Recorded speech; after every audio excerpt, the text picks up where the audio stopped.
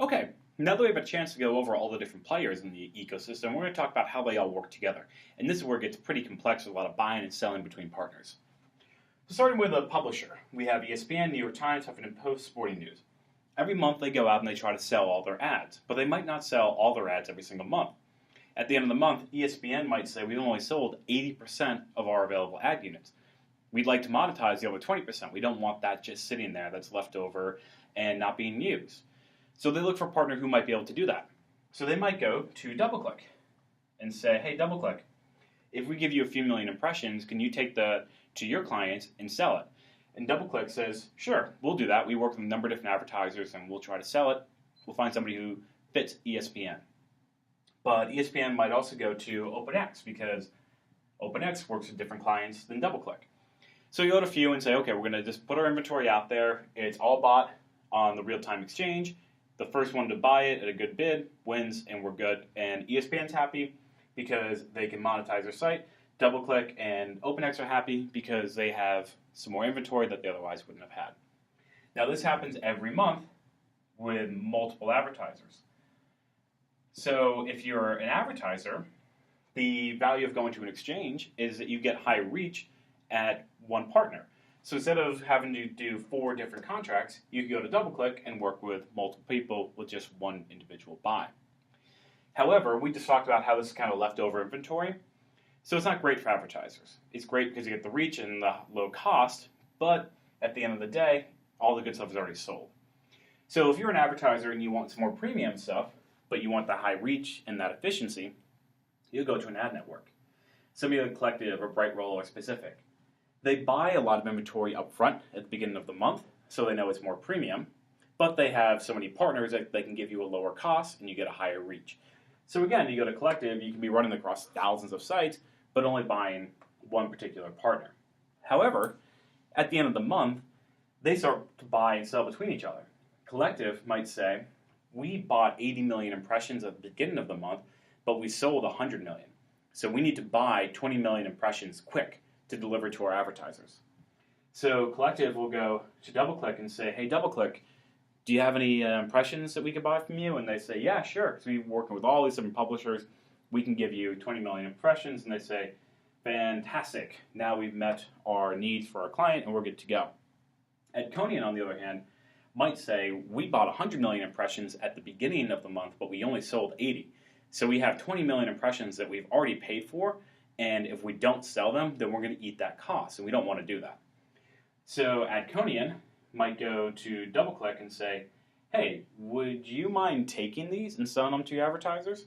And DoubleClick says, sure, we'll take them, and we'll sell them to whoever we need. Now Brightroll might come in and say, hey, we need to buy a few impressions, so DoubleClick sends them to Brightroll. Specific says, hey, we need some too. So essentially, you've got Collective and AdCoach selling and buying from each other without necessarily even knowing it. That's where a lot of transparency issues come in. So you can imagine, this is one example, but if AppNexus gets into the play and OpenX, this becomes very complicated. So DSPs came in and said, okay, we see what's going on over here, and we see that there's a lot of buying and selling between each other. There's not a whole lot of transparency, and that's not great for really anyone. So the value add that a DSP provides is that they can buy across everything, and they'll give you the transparency. So Rocket Fuel goes to Collective, and to Brightroll, and to Specific, and to AdCoach, and they go over to DoubleClick, and they go over to OpenX, and they buy all that inventory, and they say, okay, advertisers, come to us, and we'll buy all this stuff. Because we have the greatest reach, now we can give you the best rates, and we'll provide technology that will give you full transparency into all of this. So you don't have this hidden who's buying from what. We'll tell you what sites you're running on. We'll tell you how much it costs. We'll tell you the performance. We'll tell you everything you need to know. As well as a layer on data. Really heavy data. It could be CRM data. It could be third-party data like BlueKai or AppNet or DataZoo or whatever it might be. So the difference between TubeMogul and Rocket Fuel and MediaMath in turn is pretty much nil. Their big selling point is data. They say we have the best data, so Rocket Fuel has to convince you that they have better data than MediaMath, or they have a better rate, and that they're a better partner in reporting and whatever it might be. But think about data and transparency is a really big thing for DSPs. However, if you look at all these red marks, every time there's a transaction here, somebody's making a margin. Now, advertising agencies are getting squeezed lately. They used to charge a flat fee. If you were a brand and you spent $100 million a year in advertising, you would pay your agency about a 10% fee. So $100 million budget, $10 million to the agency, great, everyone can make money. However, there's so many agencies and there's so much competition that agencies are cutting their fees to be more competitive. So that 10% fee now might be 2 or 3%. And if you only have $2 million to run a $100 million campaign, you don't have a lot of room for profit or margin. So they said, how can we start to get some of this money?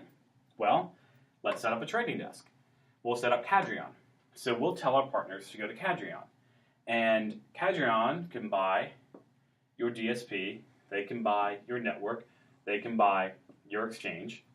But the big thing is that they can also go all the way back here and do what's called a private marketplace.